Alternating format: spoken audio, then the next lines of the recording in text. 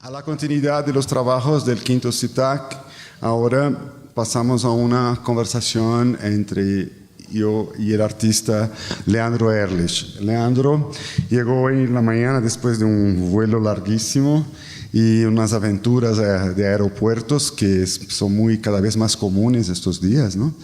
Y por las compañías aéreas y cosas así, y visas y seguridad y todo más. Pero está aquí entre nosotros, me gustaría darles la bienvenida y decirles que yo conozco a Leandro ya desde el mediados de los 90 y sigo su trabajo desde este tiempo, cuando lo conocí por primera vez en Houston, que esto ocurre hoy, que un argentino y un brasileño se encuentren en Houston, ¿no? Aunque seamos vecinos. Y desde entonces tengo acompañado sus trabajos y el año pasado... Perdón. Es el amálgama del artista y el curador. Suplantación, sí. Pues claro, los curadores estamos siempre nos apropiando de la inteligencia de los artistas, ¿no? Te presentaste, te confundiste. Sí. Estás con Ivo Mezquita. Sí. Y bueno, el trabajo vamos a hacer una conversación en base de una primera presentación, primero planteamiento de los trabajos de Leandro que hizo en los últimos 10 años o desde que nos conocimos y después vamos a pasar a porque como sus trabajos son siempre instalaciones donde el público juega un papel tiene un papel importante en el sentido de la realización de la obra.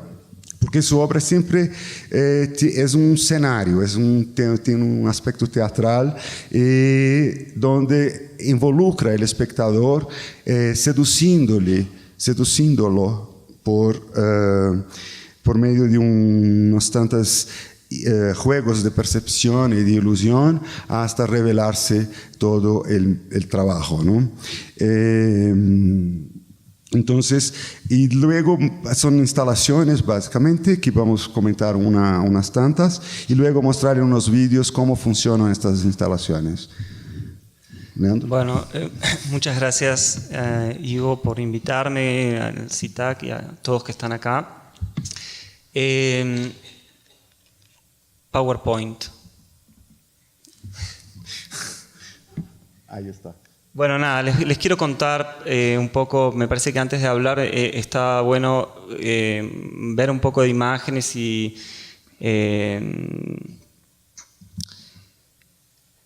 para ver bueno, el tipo de obras que estuve realizando en los últimos años.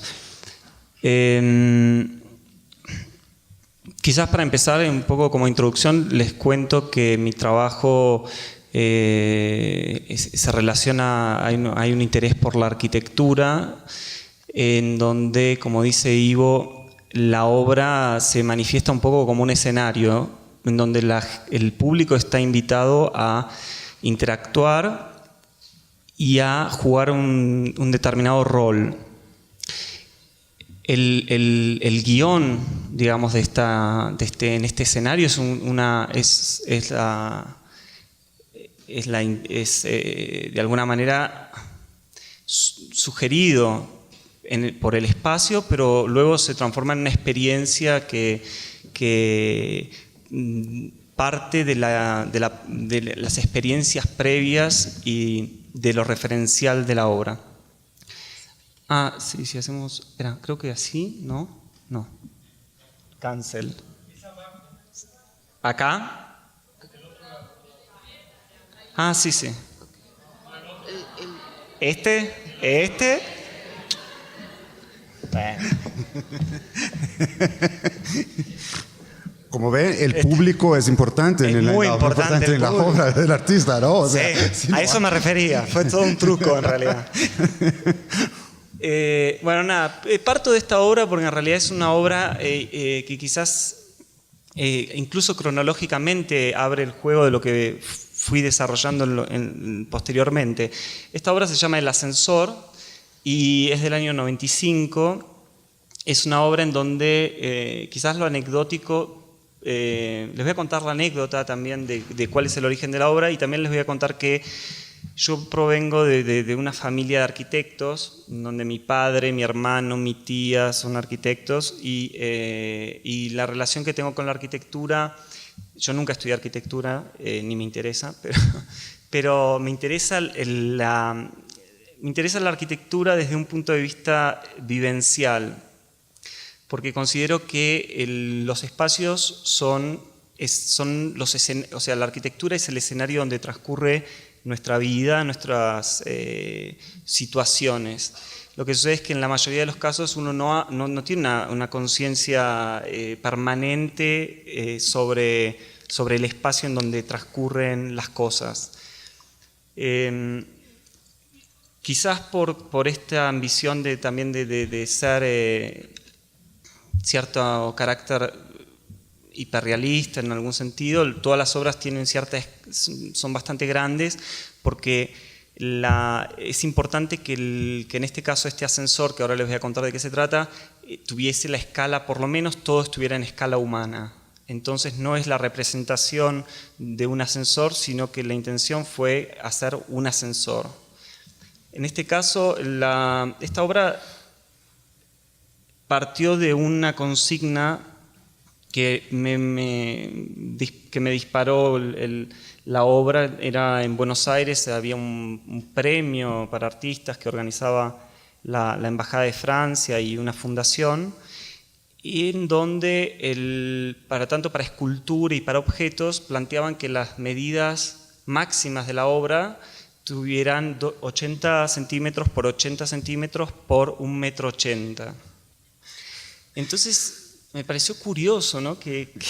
¿Por qué esa consigna, ¿no? Entonces el tema era que la exposición iba a ser en el segundo piso y que tenían que ser obras que pudieran entrar dentro del ascensor de la fundación. Que tenía justamente que 80 por 80 por 1,80 entraba justo. Entonces a partir de ahí decidí que lo que iba a hacer fuese un ascensor, para meter dentro del ascensor con algo que se va a repetir de otras maneras, esta cosa un poco, bueno, ¿cómo dijo el público? Sí, gracias.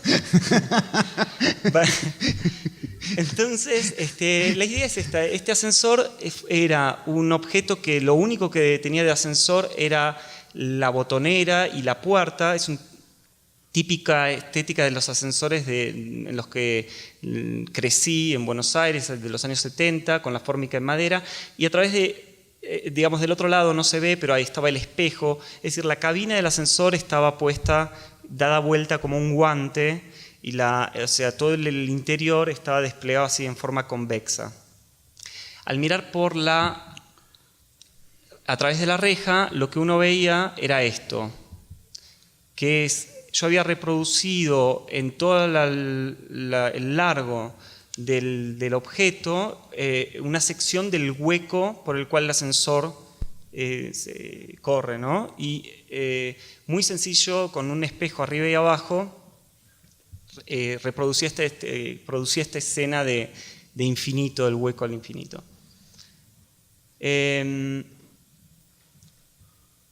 Esto es una versión posterior, donde ya el ascensor no andaba. No me voy a detener en todas las obras porque me parece importante. Pensamos con Ivo que era interesante.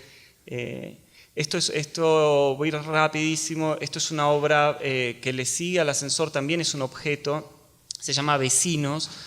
Acá había, lo que sucedía era, la puerta es el interior de un departamento, o sea, reproduce el espacio interno, y del otro lado hay una puerta exactamente igual con el portero eléctrico, y en el medio, en estos 40 centímetros, había dos maquetas de pasillos, de corredores. Entonces, al mirar por el pasillo, uno lo que veía era exactamente con la misma, o sea, el lente de la mirilla reproducía esta imagen como si uno estuviera mirando realmente un verdadero pasillo. Pero hay una especie de inversión de la arquitectura, de traerla como una parte, revelar lo que no se ve de esta arquitectura, ¿verdad? Sí, bueno, había acá... O sea, sí. como simulación, ¿no?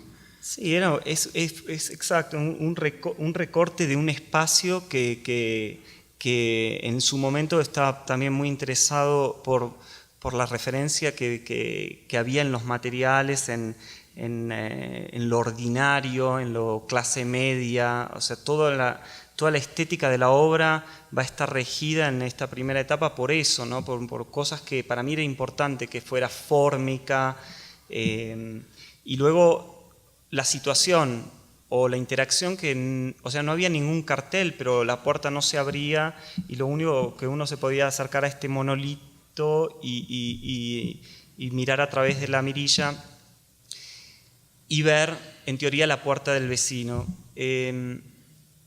A medida que va transcurriendo el desarrollo de la obra, yo siento que me voy adueñando un poco más de la capacidad del trabajo a la hora desde su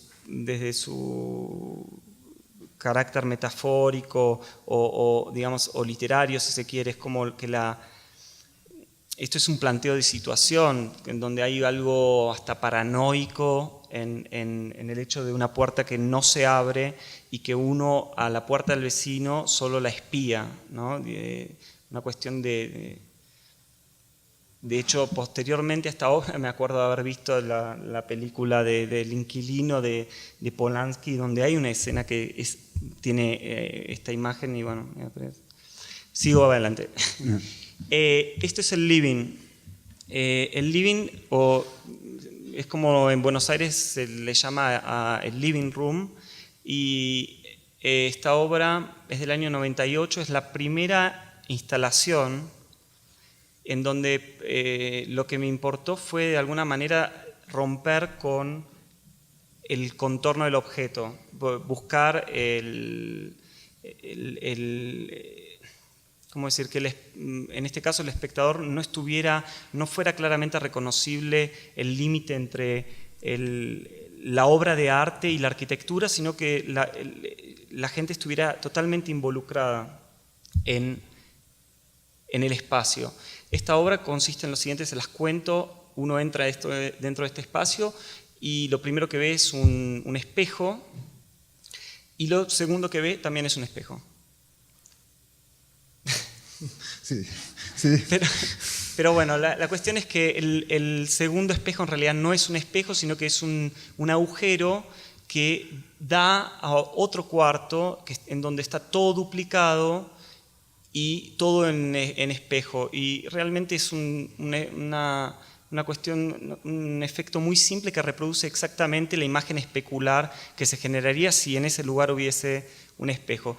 Entonces la experiencia ahí era entrar, mucha gente entraba y salía porque para qué ver el segundo espejo si ya ve el primero, pero el que se animaba, el que buscaba algo más, se encontraba o no se encontraba en el reflejo de este falso espejo. Y acá también hay como algo que en su momento esta obra fue producida en Houston y tenía que ver, digamos, con cierta cuestión de la importancia del reflejo propio, ¿no? Y en cuanto a ahí estoy del otro lado de la instalación. Esta es la piscina o la pileta o de swimming pool o la piscina o hachamachi, no sé, la alberca, eso, la alberca. La alberca. Acá bueno, esta obra, como la ven acá, fue instalada en Japón, en el 21st Century Museum of Art en Kanazawa, que se inauguró en el 2004. Esta es una obra que originalmente produje en Houston también durante esta beca que tuve, pero esta vez fue instalada de la manera en forma permanente. Está en un museo extraordinario construido por... O sea, ella representa una especie de pasaje de una representación de la arquitectura a la integración con la arquitectura, ¿verdad? Sí, tal cual. Y de hecho, bueno, no sé si se entiende, la obra es muy simple, es una piscina de alguna manera construida que no tiene agua. Hay simplemente un gran vidrio que sostiene unos centímetros de agua por encima y eso genera esta imagen. Y cuando uno entra, tiene que descender, en este caso, al subsuelo y esta es la imagen desde adentro. Como dijo Ivo, seducir al público en la interacción y por otro lado, la función del truco en mi obra es ser descubierto, no es engañar. Es decir, que siempre la obra va a ser accesible a reconocer de qué forma las cosas están hechas. Pero hay un juego de seducción. Sí, porque o sea, es como obra de arte, hay un juego de seducción, o sea, se engancha el espectador por la mirada, ¿verdad? Al involucrarlo con la obra, ¿no? Sí. Esto es Rain, o Lluvia. La Lluvia fue una instalación que hice para la Bienal del Whitney en el año 2000. El espacio que una vez más es un espacio interior, que es un espacio exterior, en donde hay una circulación de agua que produce uno entra al espacio y escucha la lluvia pero no la ve, y hay un audio track que es y cada vez que ese trueno suena se ilumina y bueno, se ven se ven las gotas de agua suspendidas en una escena muy abstracta. Acá se ve, es como el espacio vendría a ser ese espacio entre medianeras, entre dos edificios que se construyen muy cerca el uno del otro. Esto es el Ballet Studio en Shanghái, en la Bienal de Shanghái, que ya vamos a hablar, les voy a mostrar un vídeo después, en donde estuve un mes preparando esta obra junto con performers que hacían tai chi. Esta es, junto con otras obras que quizás estén en el PowerPoint, es algo que quisiera remarcar porque esta obra, junto con Turismo en La Habana y junto con La Torre en Corea, estuve en muchas bienales y cada vez que me invitaron para mí fue una oportunidad para generar un diálogo con el contexto. Es decir, sí. O sea, no había un proyecto anterior a la propuesta de la Bienal, sino que se desarrolla a partir de una experiencia ya en el modelo residencia. Sí, tal cual, el modelo residencia. Sí, no, porque ayer hablamos mucho del modelo residencia también y de artistas y como una condición de la producción de arte contemporáneo, ¿no? O sea. Sí, definitivamente estas obras nunca fueron hasta recién ahora para mí posibles de realizar sin la ayuda institucional. Es decir, que yo por ahí en un año hacía esta instalación y se acabó. Esta es la obra del 2002, no sé, una cosa así. Bueno, esto repite un poco la idea del living, del espacio doble, en una vidriería que se llamó Ecléctica. Voy a seguir adelante. Esta es la torre en Busan, que ya les voy a mostrar un video de esto. Era la primera vez que me invitaban a participar en un proyecto en Asia. Esto es en Corea del Sur. Y para mí fue como una inspiración esta idea para esta obra. Por un lado, la arquitectura de las torres en Corea, las torres modernas, y por otro lado, esa, no sé, risueña hipótesis de una perforación en la Tierra que comunica dos hemisferios. Se va a entender mejor en el video. Esto es Bâtiment, que es una obra que realicé en París en el año 2004. Es un edificio. Bueno, hay un espejo a 45 grados que reproduce, que pone en vertical la imagen que después se puso en el suelo. Entonces acá más que nunca esto era un súper escenario porque la gente estaba invitada a transitarlo y bueno, lo genial era claro, pues la gente es, yo no, les aseguro que no le pedí a nadie que hiciera lo que estaba haciendo en la foto. Eso es lo que se va a ver un poco en los videos. Entonces como se podía subir solo de a 20, las 5.000 personas, porque era un evento que duró solo una noche, entonces hubo mucha gente. Esperaban en cola y estaban ya esperando ver qué cosa de original, entonces se iban a hacer, ¿no? Se colgaban con la bufanda, en fin. Este año, hace 2 meses atrás, en Japón para la Echigo Sumari Triennale me invitaron a hacer un proyecto similar a mí me interesó utilizar un edificio de la zona. Quizás la única cosa que les puedo contar de este proyecto, porque es igual al otro en realidad, es que a mí me invitaron es una zona que queda a 3 horas de Tokio, en las montañas, y me propusieron, yo les dije que quería hacer un edificio de la zona, entonces ellos me hicieron un tour por edificios típicos, ¿no? Como esos edificios que ellos consideran los lindos, digamos, y se sorprendieron mucho y fue una larga discusión el hecho de que yo eligiese este tipo de arquitectura, que en realidad es el 95% de la arquitectura de la región se ve como este edificio. Es decir, acá fue interesante para mí porque una vez más la relación con, no sé, me pareció que el arte tenía el poder de definir aquello que era bello o de definir la belleza y que utilizar una arquitectura que no existe más. En el caso de esta región de Japón, que es una casa japonesa de madera, no existe más. Las casas todas acá tienen chapa y las ventanas son una rectangular, la otra cuadrada, la otra chiquita, la otra redonda, y así vive la gente. Y me pareció que había una belleza en esto y me pareció que era importante que la gente de esta comunidad se encontrara con su propia casa, no con una casa, esa casa linda, ¿no? Muchachas en kimono, otro que perdió los anteojos. Bueno, de vuelta, esto es otra bienal, esto es en Cuba, un proyecto que realicé en colaboración con otra artista argentina, Judy Wertheim. En La Habana hicimos este proyecto en 2001, que era un set de fotos en donde invitamos al público a sacarse fotografías, tanto el público del arte, como se ve acá, como el público local, soldados de Fidel Castro, en la nieve. Y hubo una historia muy curiosa, que los militares no querían... Ah, sí. Así, hubo... Sí, tal cual. Al tercer día llegó un coronel y nos dijo,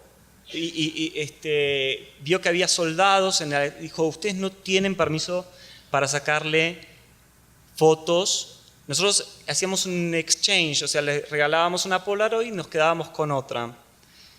Cuba fue un público extraordinario para algo así porque bueno, pues hay una cosa muy lúdica y también había evidentemente un guiño a cierta situación política.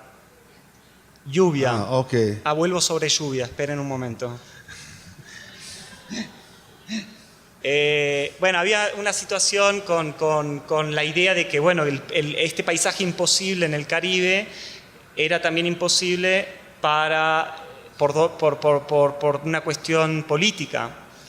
En ese sentido había cierto dejo de proyecto subversivo, si se quiere, desde el punto de vista político, pero por otro lado, para nosotros la intención estuvo siempre ligada a la realidad de la gente. Cuando nosotros llegamos a Cuba, la gente nos decía, argentinos, el Che, y nos cantaban la canción del Che Guevara. Entonces era como que la relación siempre había una distancia. Cuando empezamos este proyecto, la gente ya había una verdadera... Estábamos participando, estábamos jugando todos el mismo juego y ya no había una cosa de turista con locales. Estábamos haciendo este proyecto que se llamaba Turismo. La historia del coronel es que el coronel viene y dice: ustedes no tienen permiso para sacarle fotos a soldados en sus uniformes. Nosotros le dijimos que era un proyecto de arte, que ustedes no tienen permiso para sacarle fotos a soldados en uniforme. Pero mire, y teníamos en una mesa muchas Polaroids que habíamos sacado los días anteriores, y en una de esas el tipo dice: ah, pero acá está el general Aníbal. Ah, bueno, entonces, ¿y puedo venir con mis sobrinas? Y bueno, ese fue el espíritu, ¿no?, de este proyecto en Cuba. Esto es Las Puertas, es muy simple, fue Las Puertas de Bienal de San Pablo, duró un día porque las puertas se rompieron, pero se las cuento. Acá entraba uno a un cuarto oscuro y veía la luz que pasaba del otro lado, y uno, al abrir la puerta, se encontraba con el mismo cuarto oscuro porque la luz estaba dentro de las puertas. Entonces acá, qué sé yo, son obras que uno son diferentes búsquedas que tienen que ver con momentos y con cosas que me preocupan, tratando de incorporar ciertas metáforas. O alguien me había dicho, claro, es como es como the grass is greener in the other side, ¿no? Como sí, la cosa de buscar algo, y para mí tenía que ver más con una cosa del tiempo y de la inaprensibilidad del tiempo en el tránsito. O sea, la idea de abrir algo y que que solo en este caso uno lo remarcaba porque no era lo que se encontraba. Pero también es lo siguiente, en el contexto de las bienales, muchos se puede pensar que es una especie de pasaje a un artista, ¿no? Sí. Y había esta ironía que no había un pasaje más, porque quizás por la saturación del bienales y cosas así, ¿no? Eso es lo bueno, los críticos siempre hacen de la obra algo más interesante.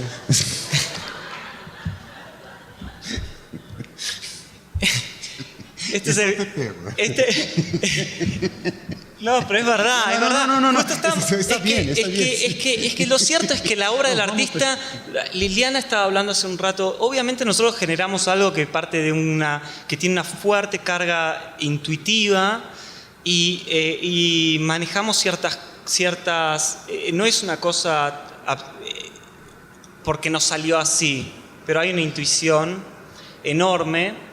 Y me parece que el juego se abre en la teoría cuando la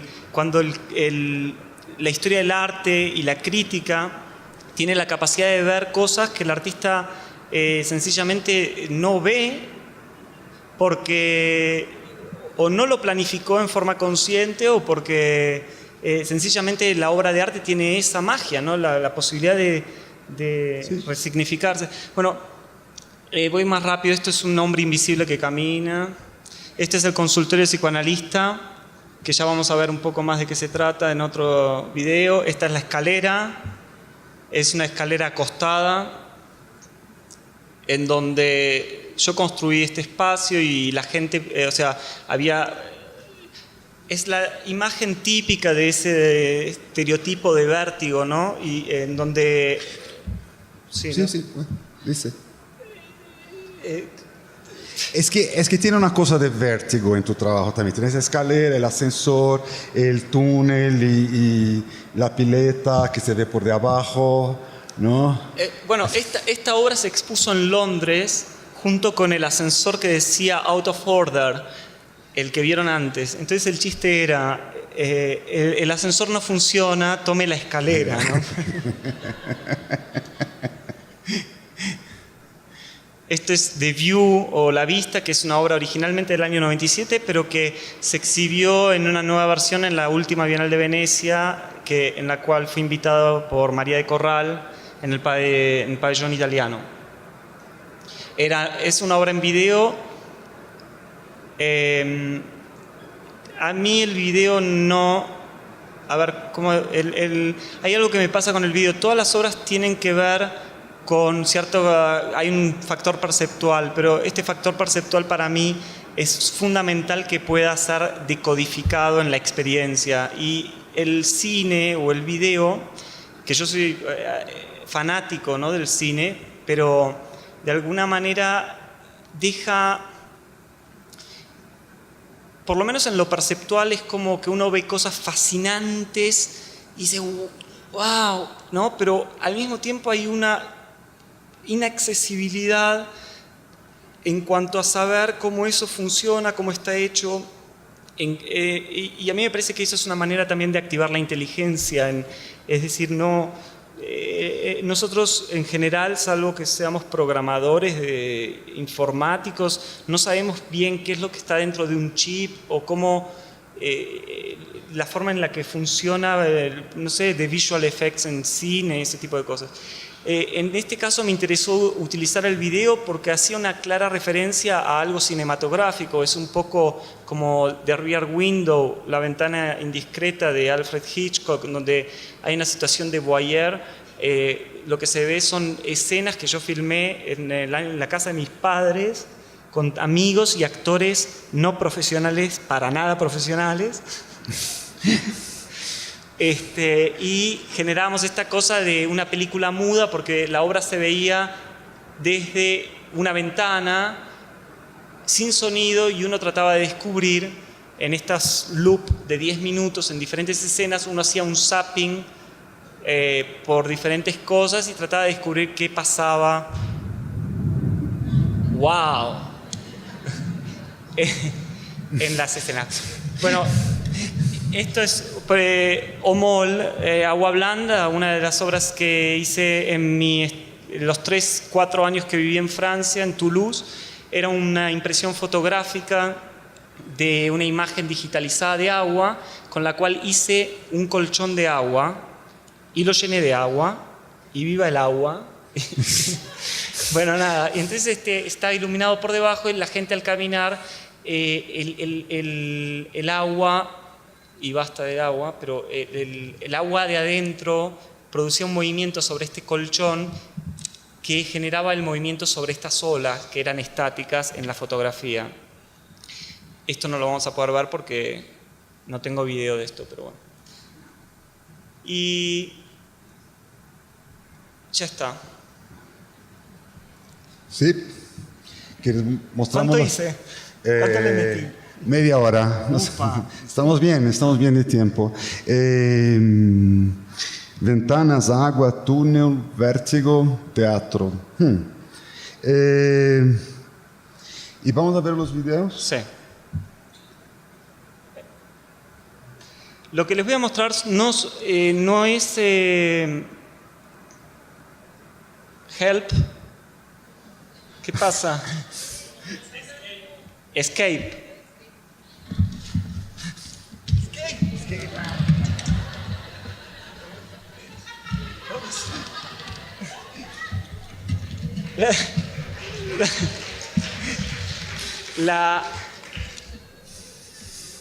Los videos no son un arte, son nada más una desprolijísima documentación que encontré la semana pasada y que, hablando con Ivo, que nos vimos en San Pablo hace 2 semanas, se me ocurrió que podía ser divertido y hice una edición de videos que encontré filmados súper homemade.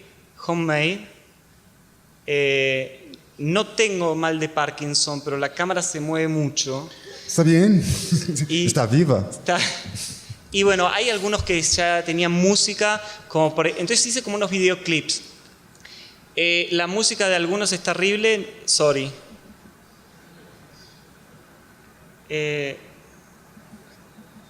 Help. A ver. No.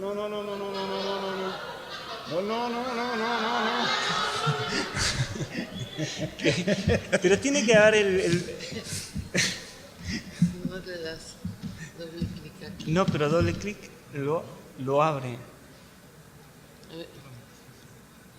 Sí, yo lo abrí. ¿Y después? ¿Por qué? Espera, yo tengo una idea, mira. ¿Hay música? ¿Hay audio, no? Sí. Esta es la primera piscina en Houston.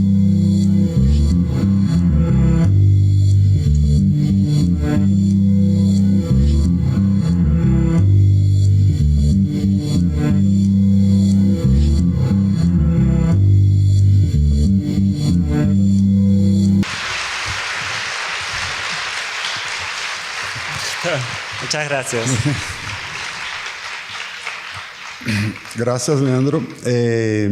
Ahora pasamos a unas preguntas y yo te quería preguntar una cosa respecto a muchos trabajos en Asia, ¿no? ¿Cómo te sientes en relación a esto? ¿Cómo ves esta cosa de trabajar ahí? ¿Qué te parece que encanta en tu trabajo a ellos? Estuviste 11 veces en Japón, ¿verdad? Sí, no sé, es difícil de...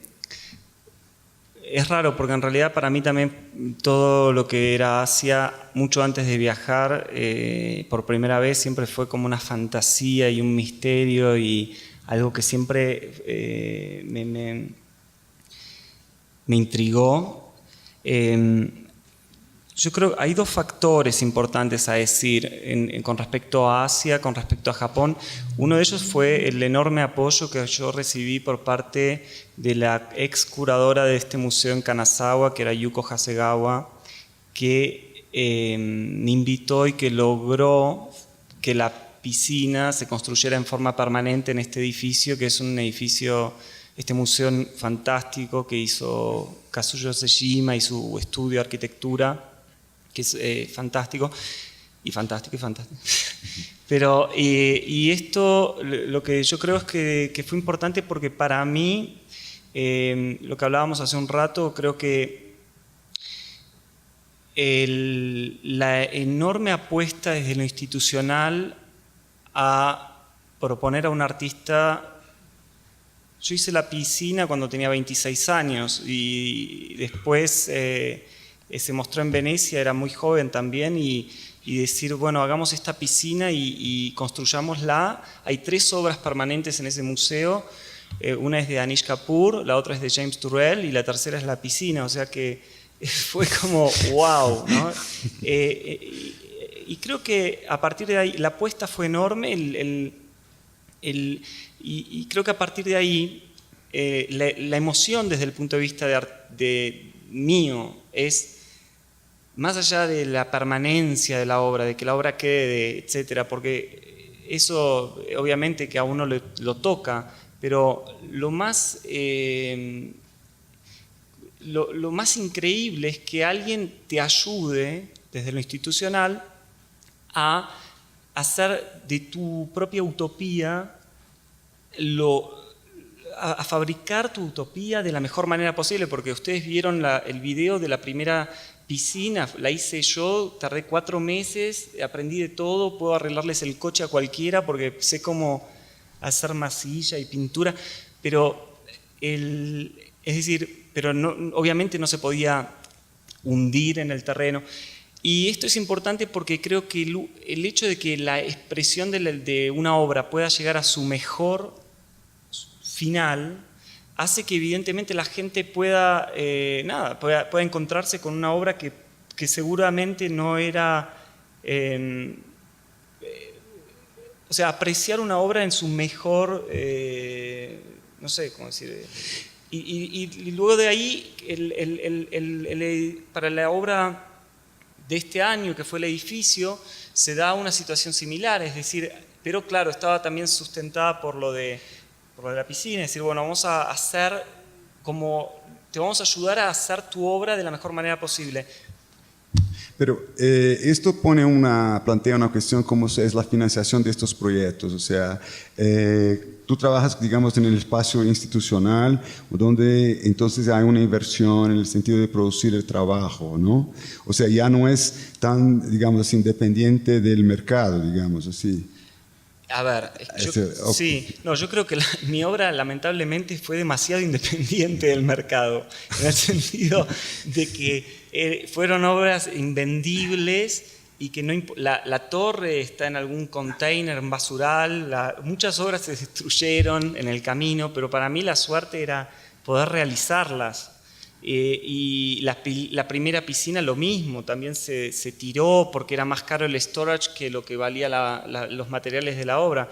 Y entonces,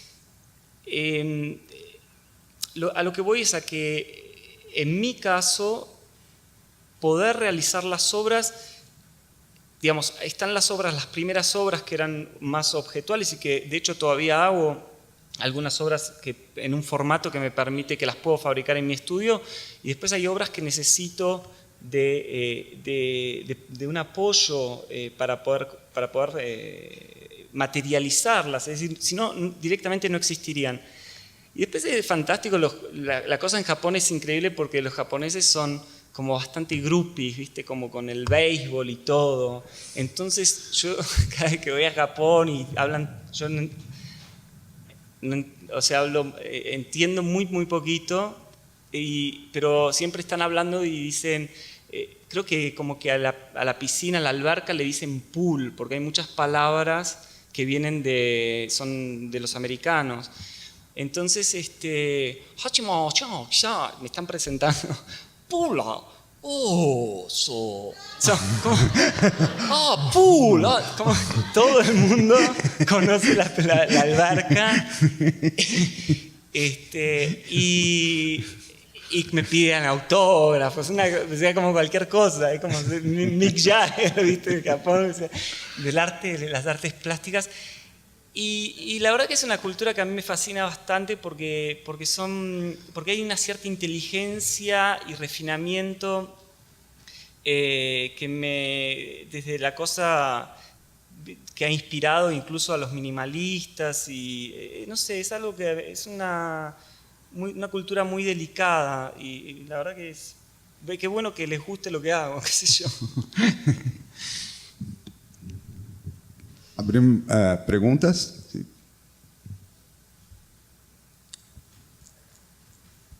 Sí, ahí está. ¿Trabajas con tus sueños? Y bueno, ¿qué función tiene la imposibilidad en tu trabajo?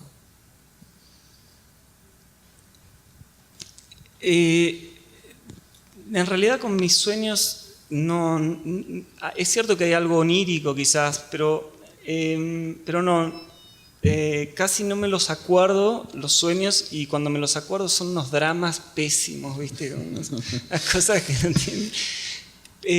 Pero lo que sí es interesante es cuando hablas de sueños es el planteo de qué sé yo, uno en los sueños, en lo onírico, cuestiona lo real.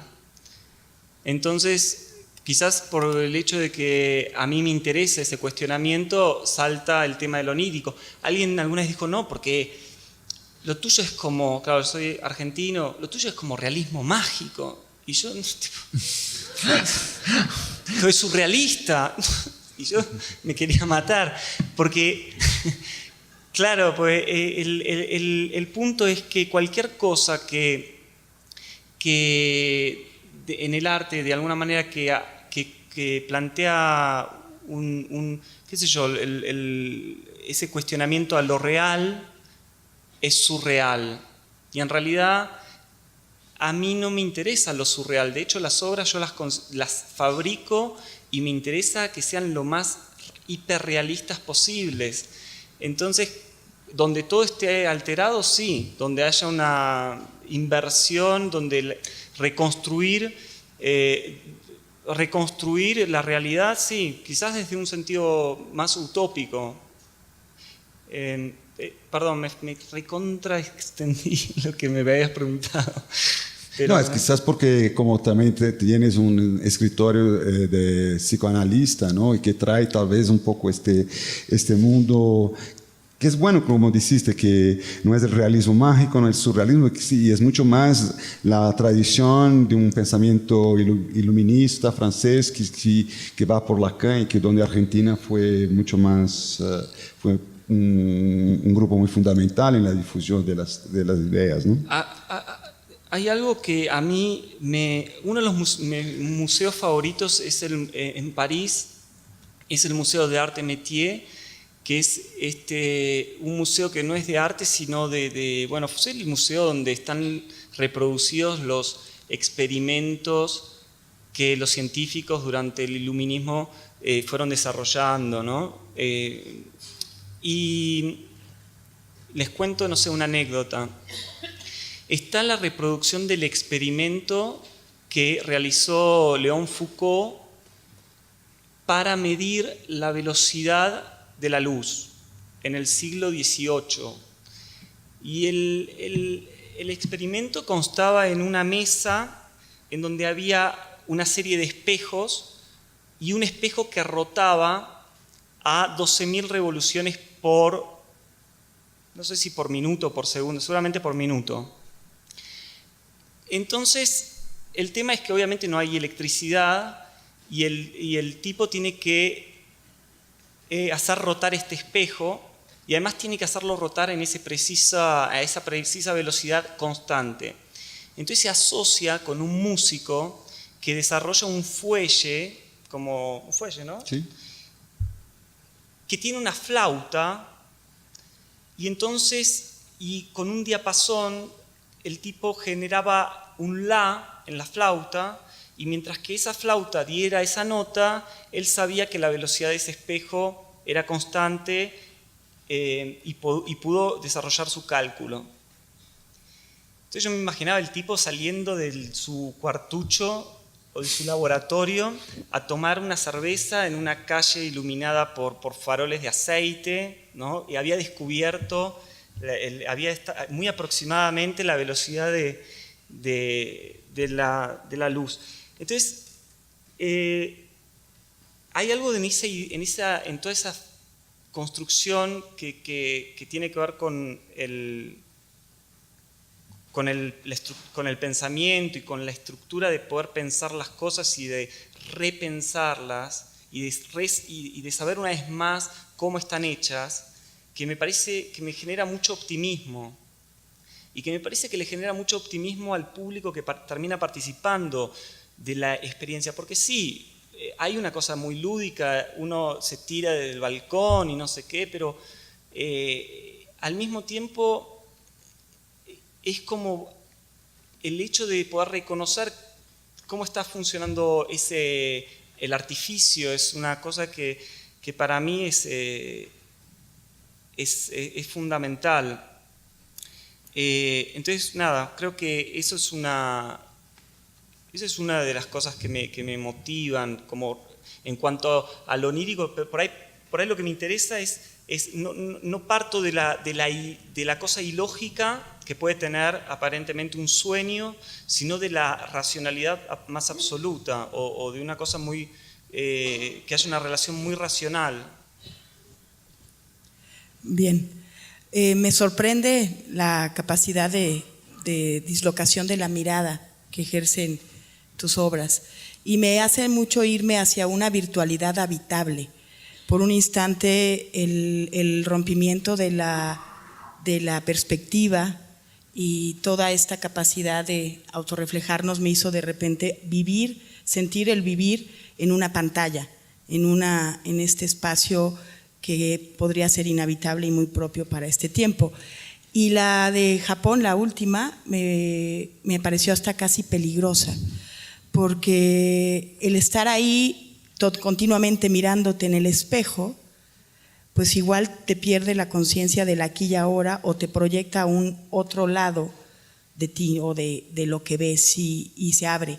Entonces, bueno, me parece súper iluminadora, súper rica y pues gracias. Bueno, gracias, me gusta el peligro, igual.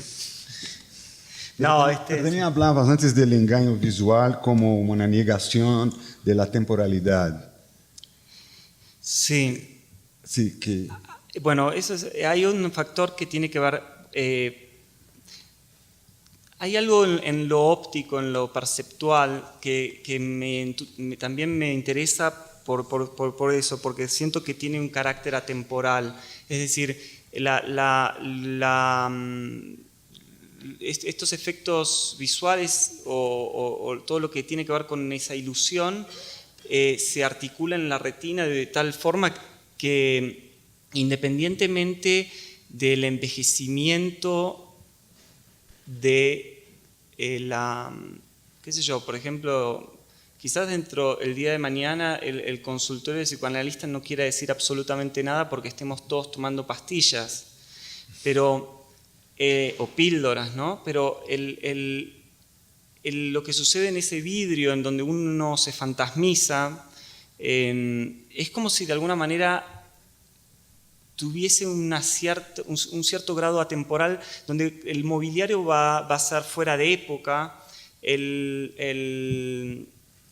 no sé si se entiende, en la piscina lo mismo, la piscina en un futuro serán todas plateadas y difícilmente uno pueda reconocer que eso es una piscina de tipo ordinario, de tipo cotidiano, del espacio en el cual uno vive, sino de algo... Y sin embargo, aquello que se articula en la retina o en lo óptico, de estar viendo gente bajo el agua, ¿no? Siento que se va a articular de la misma o de una manera bastante similar. De hecho, la percepción evoluciona.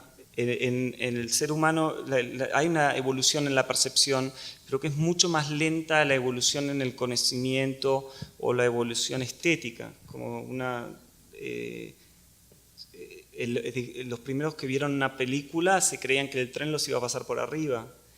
Digamos, pero hoy, de todas maneras, la evolución en lo perceptual siento que es más lento que la evolución que puede pasar por lo estético, por lo cultural.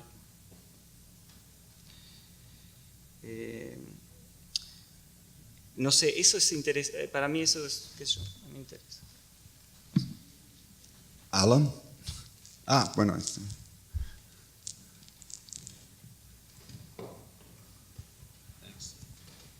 I'm curious why you chose to do the psychoanalyst office and not, say, a barber shop or a waiting room or a hotel lobby, something like that. Okay. Well, first of all, it's important to say that in Argentina the psychoanalysis is like... En español. Tenés traductor, claro. Estaba contando a él. Bueno. No, lo que es importante saber es que el psicoanalismo, el psicoanálisis en Buenos Aires sobre todo, es algo, es tan popular como el béisbol en Estados Unidos. Y dicen que hay 10 ciudadanos para cada psicoanalista en Buenos Aires. No, y sucede que tomás un taxi y el taxista te dice, ¿pero qué te pasa? Estás muy estresado, ¿no estarás un poco paranoico? Y o sea, es un lenguaje, o sea, el psicoanálisis corre como agua en Buenos Aires. Es mucha charla de café, forma parte de nuestra identidad cultural realmente en Buenos Aires. Y de hecho esa obra no la hice en Buenos Aires, sino que la hice en Francia, donde también el psicoanálisis tiene en París, sobre todo a partir de Lacan y etcétera, es como una estructura muy importante en el pensamiento. Y además, una última cosa, en lo personal, creo que fue hace poco, fue el año pasado, principio del año pasado, esa obra, y como en otras obras, uno va mechando, o sea, estás planteando situaciones, pero que en realidad evidentemente pasan por algún lado por cuestiones personales. Yo no es que estaba haciendo psicoanálisis, pero sí me interesó, qué sé yo, había como esta cosa de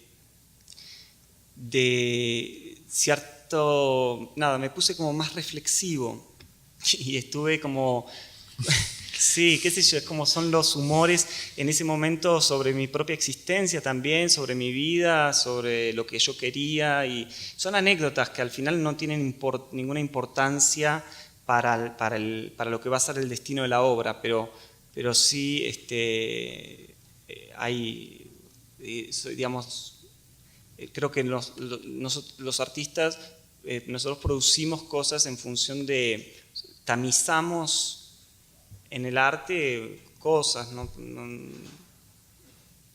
nuestras vidas, qué sé yo, nuestro entendimiento de las cosas. Una anécdota curiosa es que el psicoanalista, yo esto no lo sabía, pero hay un término, y esto es otra de las cosas maravillosas, cuando yo escuchaba a Liliana hace un rato y hablaba de sus obras, hay la cosa de la intuición en cuanto a cuando uno está haciendo una obra que es enorme y es realmente mágico. Y alguien yo no tenía ninguna idea y me comentó una persona psicoanalista, que de hecho hay un término dentro del psicoanálisis, que es el momento, si bien entendí, que es el momento en el cual un paciente no necesita, o cualquier persona no necesita psicoanalizarse más. Es el término, es el final del psicoanálisis. Y ese momento se llama vencer el fantasma, vencer tu propio fantasma o traspasar el fantasma. Y la verdad que fue como increíble, porque que fuera un consultorio psicoanalista, o sea, yo te podría decir que la obra la construí a partir de ahí. Te cuento que no, pero que es interesante también. Sí, me quedó resonando lo que dijiste de algunos de tus invendibles. Sí. Y entonces, bueno, me queda la impresión de que tus obras son para permanecer, que en realidad las imaginas no efímeras, sino duraderas. Solo le falta encontrar su lugar. Y quiero saber si tienes otro tipo de obra que pueda circular y venderse con más facilidad, o cómo es tu paso por los mercados. Mira, es un tema para mí, la verdad, pero la verdad es que hay obras que son evidentemente más, que tienen una, qué sé yo, son más coleccionables, pero no. Yo cuando estaba en la beca en Houston, la Alison Green, que era, no sé si sigue siendo, era la comisaria de arte contemporáneo del museo, me dijo: Leandro, está muy bien tus obras, lo que estás haciendo, pero ¿no pensaste en hacer obras collectible work? Y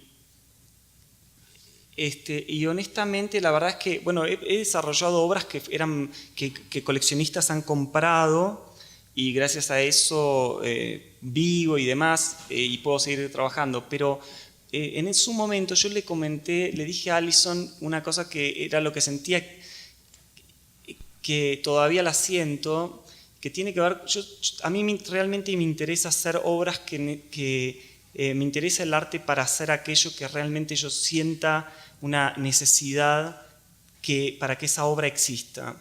Y no me llevo mal con el mercado del arte, pero es decir, soy muy exigente conmigo mismo y no tengo como una gran capacidad para producir. Lo que han visto son 11 años en el PowerPoint, digamos, de trabajo, y por ahí, no sé, si sacas el promedio te vas a dar cuenta que son relativamente pocas obras.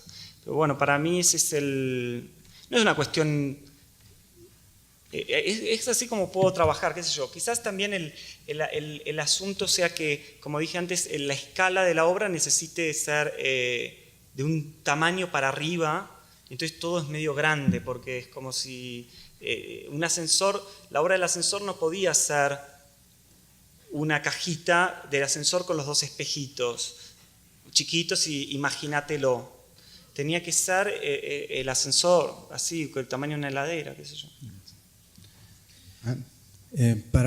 Leandro, para alguien que no es ajeno al psicoanálisis, en particular al psicoanálisis lacaniano, La pieza, el consultorio del psicoanalista es una sorpresa, porque hay un desarrollo de Lacan a lo largo de 10, 12 años sobre el estadio del espejo, que desemboca justamente en una fabricación que cuando se la lee es muy enigmática, del espejo translúcido, es decir, el momento en el que se puede contar al mismo tiempo con el reflejo y una mirada que atraviesa el espejo para encontrar del otro lado algo real, que es exactamente lo que has conseguido fabricar allí. Es algo notable y que es una joya para los que estemos interesados en ese territorio.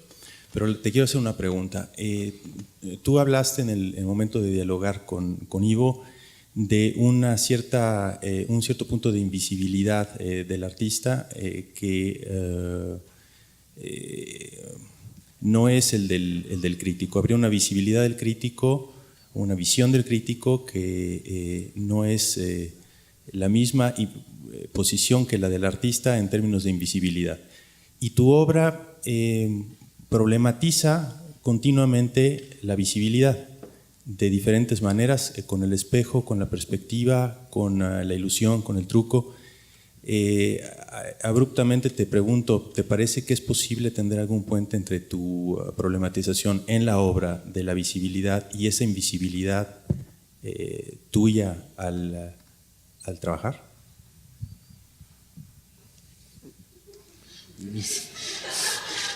Muy psicoanalítica la pregunta, ¿no? Y yo me anoto en esa. No, la verdad es que sí, supongo que sí. De todas maneras, cuando, viste, qué sé yo, me sorprende lo que me planteás y me parece que qué sé yo, el artista plástico trabaja desde un lugar de cierta invisibilidad y que el hecho de que se haya una situación reiterativa en cuanto a la ausencia del reflejo y que sea vivencial, seguramente hay algo en lo que decís, nunca lo pensé desde ese lugar. Lo que yo pensaba cuando lo que le decía a Ivo es exactamente lo que está pasando acá. Es la posibilidad del trabajo de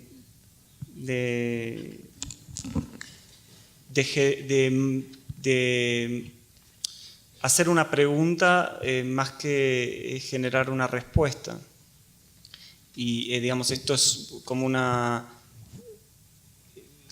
qué sé yo, me parece que es la manera, para mí es algo relacionado con el mismo sentido del arte.